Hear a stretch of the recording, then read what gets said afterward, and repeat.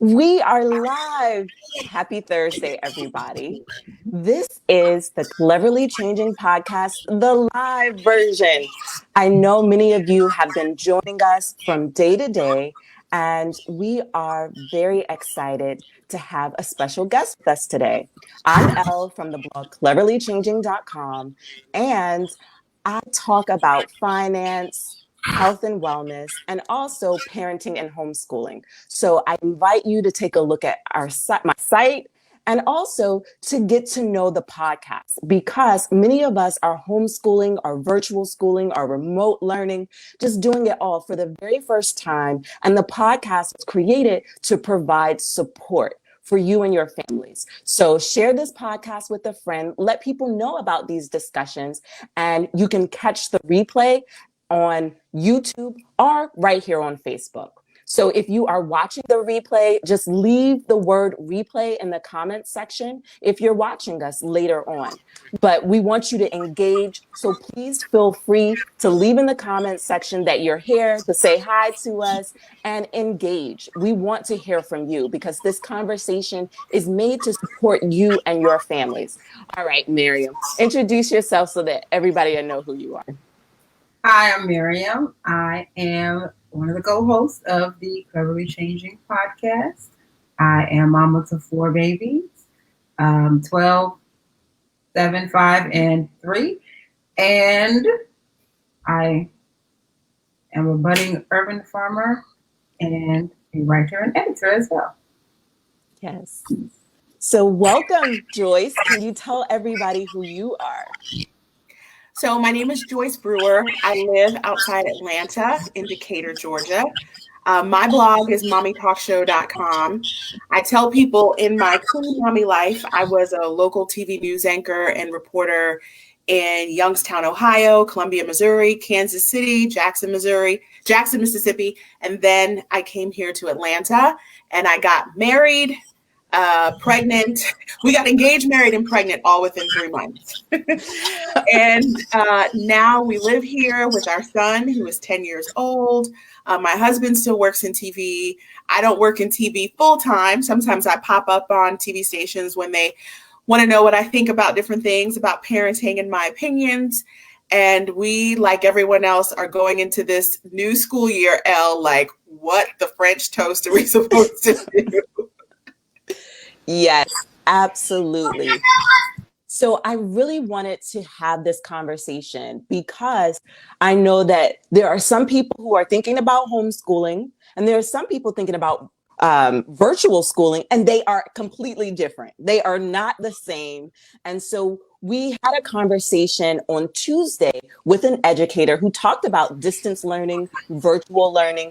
And today we wanted to hear from a parent who's experiencing it. But before we get into the discussion, I just want to say, to clarify what the difference is, because when COVID happened, you were seeing these Facebook groups pop up and people were like, well, you're not a homeschooler. You were seeing a little bit of friction, and that's not what we want.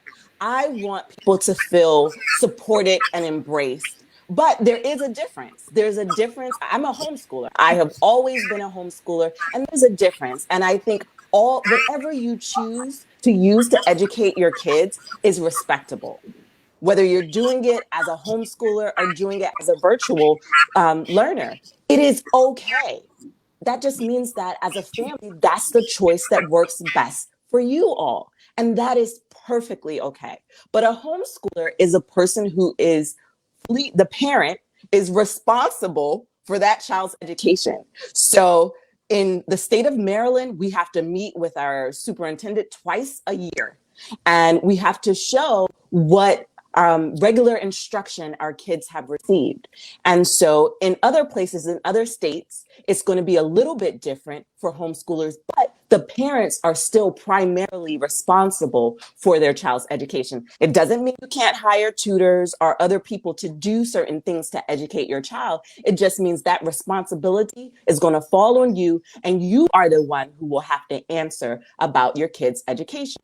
Virtual schooling means that that instruction is being given by someone else. There is actually an educator who is going to be responsible for your child's education. And you as a parent, you can assist them, you can support them, and you can partner with them, but that responsibility doesn't really fall in your lap. Not in the same way, but it doesn't mean that it's less valuable. It is very valuable because in every single situation, we want our kids to be taught well. We want them to learn to the best of their ability, and we want them to thrive. Even within a pandemic, our children can thrive. And so that's why we're having these conversations. And that is why we really wanted to talk about virtual schooling, because I think it's a beautiful thing. And it's something that I actually wish would have existed in a larger capacity even before now. Because I think had it existed before, we really wouldn't be scrambling like we are now. So that's it first. Like that is really laying the groundwork for this conversation. The two are different, but both are valuable. And distance learning falls in there. Online learning falls in there. So sometimes people may choose like a Connections Academy. That's going to be like a distance learning setting where it's an actual public school, but it's all done online. And so the person who's responsible is not the parent. The parent partners with the educators, but it's still being done under the responsibility of an actual school system, whether it's public or private. So that's the differences. And so we're going to get into this conversation because I can't wait to hear about why you chose virtual learning. So Miriam, before we get into that conversation, do you, when you were looking into homeschooling, did you come across any virtual options? So like you mentioned, the Connections Academy, and then there's another one called K something or other. K-12. Yeah, I looked at that, but as you stated before, in the state of Maryland, where I also live, you do have to be the primary provider of your children's education. So, I mean, there's not an actual number, but I'm going to assume that means more than 50% of the instruction is supposed to come from. Thank you. It's supposed to come from the parent. So, those options aren't available, and because they. Okay, here's your shirt.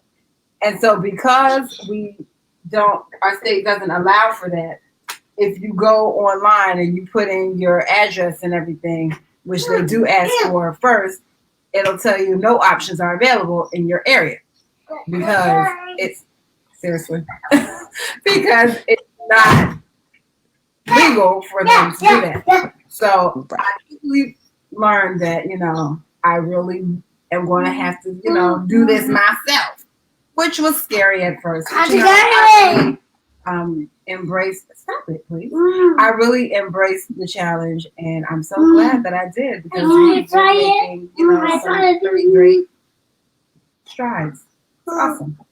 Awesome. So I know, Joyce, we want to hear from you why you made the decision to virtually educate your son. It is such a long story. I'm going to try to condense it, Elle, because our son has been, determined to be gifted for several years now, since kindergarten. He did gifted testing and took gifted classes, and even last year attended a magnet school. And partially through the pandemic, when everything shut down and his public school had to transition to doing online learning, it just did not seem to be a good fit for him the way they were doing it. And he just really wasn't happy at the school. So we were challenged with trying to find some ways to tackle homeschooling in a way, or online education, or educating at home, whatever verbiage you want to use. And I just felt very nervous about, as the pandemic was spreading in this country, and knowing that our son has asthma and food allergies, so anything respiratory is already an issue for him. Like cold and flu season is a hot mess without adding, another virus to the situation. So I started doing research, found Connections Academy online. We decided to go that route because I felt like for our first year, I did not want to dive into homeschooling alone without anyone. Although I have a master's degree, it is not in elementary education. So I realize what my gifts are and what they are not. And although my husband and I are his primary teachers of life in this journey, that does not mean I want to be teaching you how to regroup your math numbers. So we applied through Connections Academy. They do have a Georgia Academy here. I'm so sorry, Miriam, that some of the online academies aren't there in Maryland, but we have that opportunity to do that here. I love, Elle, that you pointed out that even with the online learning and being in this online academy, I still have a large role in guiding him through what he's going to learn this semester. Let me tell you, I've taken more webinars in the last 2 weeks than I ever have before. So now I have to learn how to use their system. Like I told him, I said, listen, I have to take your attendance every morning. So an alarm goes off for me to say, is your child learning today? What are they doing? What's going on? So that's how we made that decision to choose that for him. And quite honestly, he did not feel comfortable going back to a school building, with classmates who may or may not be distancing or may not be doing some of the safety things that we are doing at home.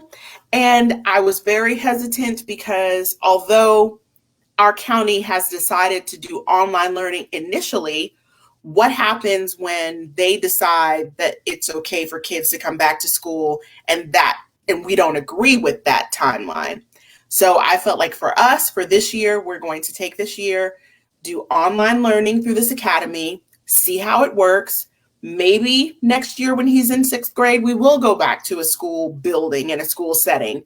But for right now, this was the best decision, and in the short term, possibly long term. Yes. So I want to share, just to be fully transparent with everyone, I'm also in the state of Maryland. And when my children were little, my daughter's pediatrician recommended that I homeschool them. So that's really how I got started. And where I looked first were programs like Connections Academy. But what I found out about the state of Maryland is that they do not pay for the external schools like Connections Academy and K-12, where you'll see the commercials, like they come on my TV in the state of Maryland. But when I called the number, they were like, no, you would have to pay. It would be an online school, like an online private school for us. And we would literally have to pay what the state is paying in other states. And I was like, well, if I have to pay all that money, might as well just teach my kid myself because I'm already paying for the resources.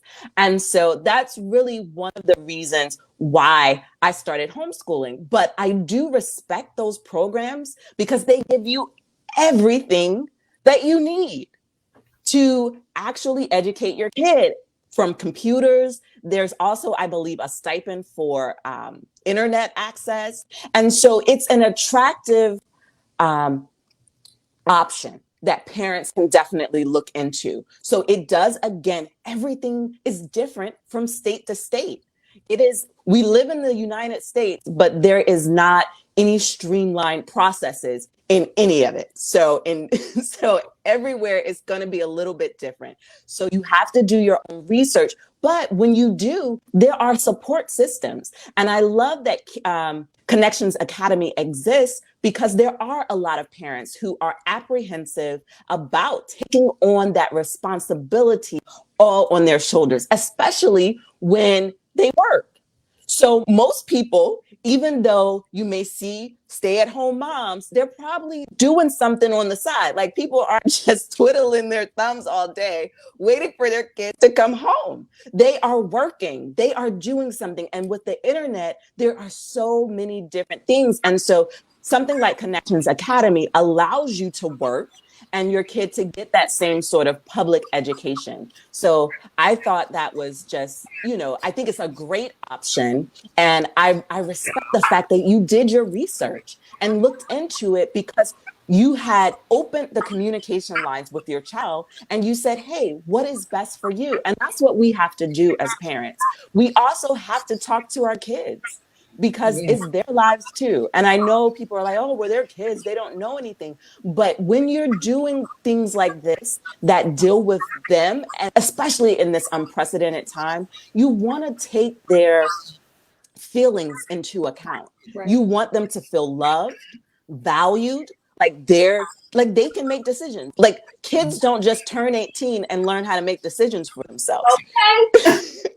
You have to start giving them little opportunities to do that along the way. And so I thought that was very just respectable how you talked to your son about what was working for him and what wasn't. Can you share some of the things about that? Right. I want to say that this was not an easy decision. And I mean, I feel like even although the Connections books arrived in the mail and all of these things, still, I think any parent, you second guess yourself, like, is this the right thing? And for our son, his fourth grade year last year was the first time he was in a school where he had Black male teachers that were not a PE teacher. Like he'd had a PE teacher in pre-K and kindergarten. And then the school he went to, there were no Black male teachers. Then in fourth grade year, he finally went to this magnet school. And that was important to him. I mean, he was very verbal about that. He was like, I have Black male teachers. Finally, it shouldn't take me getting all the way to fourth grade to see that. So I know there's going to be a trade-off. I know that there are certain things that he's not going to get by going to public school, going to a building. He's also an only child. So that whole socialization is another layer that he's missing. And just camaraderie, just being in clubs and hanging out with your friends and things like that. But for him, just the anxiety of going back to school during a pandemic. I wish I could say my son has never had any bullying experiences, but he had that as well last year. So just dealing with that, he said, if I don't have to go back, I really don't want to. If he had his way, he would try this online learning for a while. But like I've told him, and my husband and I have talked about, like, let's see it how it feels for this year. Let's see if it's a good fit, because it may be great. It may be something, there may be another online academy that we might have to choose, because as you pointed out, Elle, although Connections in K through 12 do a lot of commercials and we hear about them, there are private schools that are completely online that you pay for, and you have the privilege of doing that if you want to as well. So I'm not taking that out of the realm of possibility either, but we're definitely going to see how this year feels with Connections Academy. And like you said, listen to him, see how he feels, see how this works into my day of working, my husband's day of working. Like we're all going to be home working. Wi-Fi is going to get worn out. So we have to see how it feels. Yes. So I commend you for, two things. Number one, only having one child. Look, I'm an only child. And people always say, oh, don't you? Look, I guess maybe now that I'm getting older and my parents are getting older, I could appreciate someone to share the burden of taking care of them. But at the same time, I watch my children. I'm like, oh my goodness, I missed nothing. Oh, there's nothing. That's like, oh yes. He will be. I want you to know, he's gonna be just fine. Coming from him telling, he says he's gonna be just fine. That's right. He's gonna be great. He will be great. Yeah. So I also wanted to bring up the fact that you mentioned that he had asthma. I think this is a very important conversation that I wanted to have, because people often think about the teachers having pre-existing conditions and adults, but kids also have pre-existing conditions. And earlier I mentioned that my pediatrician was the person who recommended homeschooling because schools are so germy and germs spread. And she was like, your child will be safer at home. I mean, and this was before the pandemic. Right. And so I think it's so important for families who are making that decision. I know your kids like to socialize, but as a homeschooler, your kid can socialize. Now, with this pandemic, it's changing. That socialization piece is changing for all of us, even homeschoolers, because I mean, you see me online, we weren't home a whole lot. so it's like, what in the world is this? Where, I always get museum memberships and things. And I'm like, I can't, the museums aren't even open. Like, I live in that prime area where there's so much to do. And so that piece is changing for all of us.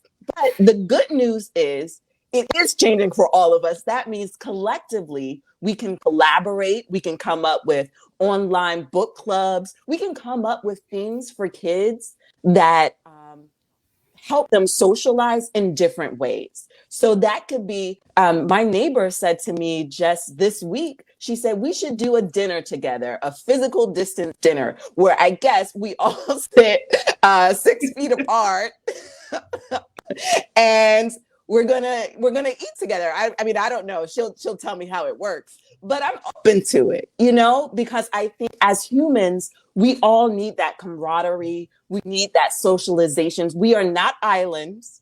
I know some of us are introverts. I am definitely an introvert, but I still value people. I still value talking to them, engaging with them. And so our children are the same way. So we still have to find creative ways. And the beauty is right now and going into the fall, the weather is good. So outdoor activities are probably safer, to get together, maybe outside and talk or something. It's just, we have to be creative and we have to come up with ways for our children to socialize.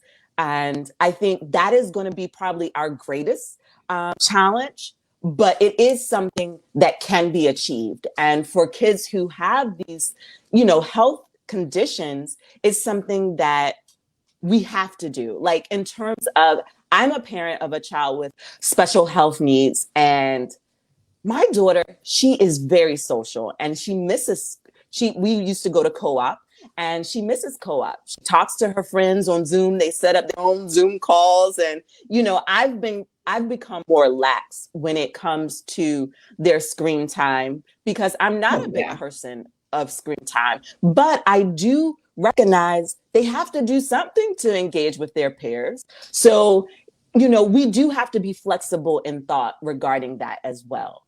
I have a question, though, about Connections Academy. Have they built in any sort of, have they talked about that socialization piece? Yeah, we have gotten information about clubs that they do online, and my son has been able to actually do some online stuff with the clubs even before school formally starts. And I think pre-COVID, they still would have in-person events that even, oh, did we lose Elle? It'll be right back. Okay, it'll come right back.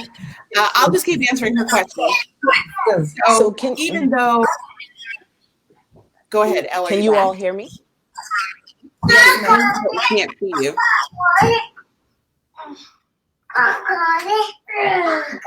Okay. She'll return in just a moment. I was going to say, before COVID and the pandemic, I believe they did do in-person meetups for parents and kids to still get together, kind of based on where you lived and where your neighborhood was in Georgia, and still having gatherings and things like that. So although most of the learning went online, there were still opportunities pre-COVID to meet in person. And one of the things I was going to tell Elle when she talked about, just that socialization aspect that our children are missing out on, and especially my son being an only child, he would see your house, Miriam, and be like, when he goes to people's houses like yours, it's so fun to him. The more kids, the better. But we perfected the driveway play date. Oh. So the last time we went up to a friend's house, she stayed in her car with her daughter, and my son was in the car with me in the back seat. We used her Wi-Fi, and our children played an online game together and talked across the car window together. Because I mean, they see each other. We typically play games in FaceTime, but they really wanted to see each other, not touch, but just see each other. Oh, that's sweet. I like that idea. I'm glad that was able to satisfy their need for that interaction with one another. Because I know I was explaining yesterday that part of the reason why we decided not to do our co-op last fall was because the classes that they were taking were very interactive and very socially based. And I didn't really see how that would translate through a Zoom. And I know that they really enjoyed that coming together and, fighting over crayons and things like that. So I just kind of decided, well, maybe we'll wait and hopefully, we'll be able to come back again. But things seem to be moving quite slowly. So I don't expect that, we'll be meeting in person again just yet. So I probably will sign them up just so that they can, have that social interaction that they really enjoy. Yeah. Even our son has done some online camps, just some free online camps. If it's a 30-minute art class or a 30-minute, he took a Minecraft class, getting them to do classes that they're interested in, at least kind of takes some of the guilt away of them being on the screens all day here. Because you're like, okay, you've been talking to your friends for 3 hours. Can we do something constructive? Right. But is he enjoying those? The camp? He has. One, like I said, the Minecraft class that he took, the instructor was actually a YouTuber who he was familiar with, so that helped. I don't know, YouTube is big with these kids. Yes, it is. So for it to be a YouTube star and someone that he was like, okay, bet, I'm in. I'm all in, mama. Okay, that's wonderful. That's wonderful. So you did mention that Connections Academy is opening up or has already some clubs and other, social components to it. Have you all had a chance to do anything with that yet, or are you going to start your school year in the fall? Well, right. He's done one already. It's kind of like once a week you can kind of tune into the camp. So that's what he did yesterday, was he tuned into the camp and got to see the system. Because unlike how public schools are now trying to make that transition to figuring out, did I lose everybody? No. I see you. I hear you. I only see myself. What's going on anymore? Well, continue. Okay, you know how public schools are trying to figure out Zoom or Google Classroom or all these things. These online schools already have their own platforms and already have their own processes. So they have something called live lessons. So that's what we've been trying to familiarize ourselves with, going into their system, following their steps and their procedures, and they make it as simple as it can to, to navigate. Okay, well, that's a wonderful thing. I can't wait for you to, really get the ball rolling in there so that you can come back and let us know how it is, and we can share, your review and your assessment of how effective or, how he's enjoying it. I feel like I'm going to be in school too, Miriam, because it wasn't like, hey, you have a 3-hour break. No, go in, check this, make sure they understand that, make sure the grades are in. It's still work on the parenting end. So I have to feel out what that's going to do for my rhythm of the day and see how much my husband can take on for the day. I'm like, well, what if I do this in the morning and you do this in the afternoon and figure all that out? Yes. Yes. Can you hear me? Yes, ma'am. Okay, great. I don't know what has happened with my camera, but I am still here and I can hear you guys. So yes, I definitely want you to share the updates of how virtual schooling is going with your son and just what tips are making it work. Because I think that with virtual homeschooling, you really have to prioritize and plan in terms of your work day and your kids' work day. So I'm excited to, talk to you in the future to see how it's going. I'm excited to see how all this works myself, Elle, because at this point, I don't know what I'm doing, but maybe next week I will be much further ahead. Yes, yes. So I just want to say thank you to everybody who is joining the live. We only have probably like just a few minutes to gather everything about the conversation because we know that we wanted to keep it short for everybody. And so if you are watching right now and you have a question, leave your question in the comments section and we will definitely try to answer it. And yes, so thank you guys for joining us, and thank you, Joyce, for being so transparent about your decision and talking about Connections Academy, because we don't necessarily always get to hear the alternative types of schools. People just think of public school, homeschool, private school, but there are definitely more options than that. So thanks for bringing those up and sharing them with everyone. Sure. Thank you for having me and being always so open, even yourself, with your homeschooling expertise. Even though I was still a public school parent, I felt like I was still learning from you. Oh, well, thank you, thank you, thank you. And so, Miriam, I know you have to go, and I just want to be mindful of everybody's time, and we'll just have to schedule this again, because what I think is very unique about this conversation that we have is it's real parents. This isn't a front that we're putting on. This isn't any gloss. We're being real, we're being honest, and we're being transparent about our own lives, about what has worked, what hasn't. And all types of school have their challenges, whether you're sending your child to school every day or you're keeping them home.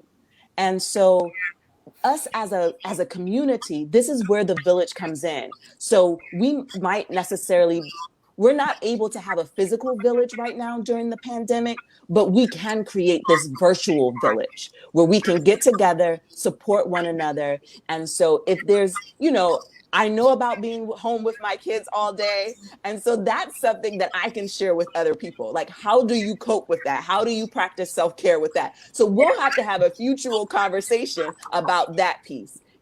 How do you deal with literally being around your kids all the time? But I think this is just a new place. You can grow closer together. And it's so many beauties in it that we can definitely talk about in the future. So I wanted to say thank you for making time for this conversation. And thank you to everyone who joined us. We will have another conversation on Monday. On Monday, our guest, his name is Kevin. He is a teacher in the Maryland school system. He has taught science and other elementary classes, but right now he is a PE teacher. And I really wanted him to talk about what families can do to have physical education in a safe way at home. So that is a conversation that you don't want to miss on Monday at 3. If you don't have time at 3, you can always watch our replays on YouTube. That's youtube.com/cleverlychanging. And Joyce, before you go, please tell everybody where they can connect with you and what your sites are. So my blog is mommytalkshow.com. And I think I've done a pretty good job of claiming that everywhere. It's Mommy Talk Show on Twitter, Facebook, Instagram, Pinterest, my YouTube. My son was just celebrating with me. Even though I have videos on YouTube that have done really well, people haven't subscribed. So I have to do a better job of that. Like Miriam and I were talking about, these kids love YouTube. And he's like, Mama, I can help you with your YouTube strategy. So I finally reached 1,000 subscribers. So I would love for people to come over to my YouTube channel, because I have a mix of some of the products we reviewed, places we've gone, vehicle reviews, all sorts of informative things there on the Mommy Talk Show YouTube channel. Well, thank you. Thank you. Everybody support her. And Miriam, I know you have an Instagram. Tell people where they can follow you. If you want to follow me and my plant babies and my real babies, I am at AA Miriam, AAMIRIAM. That's the Instagram. And I will be subscribing to your Mommy Talk Show YouTube. And I'm going to see if I can help boost you up there. Thank you, Miriam. I appreciate the support. All right. Well, bye, everybody. Thank you so much for joining us.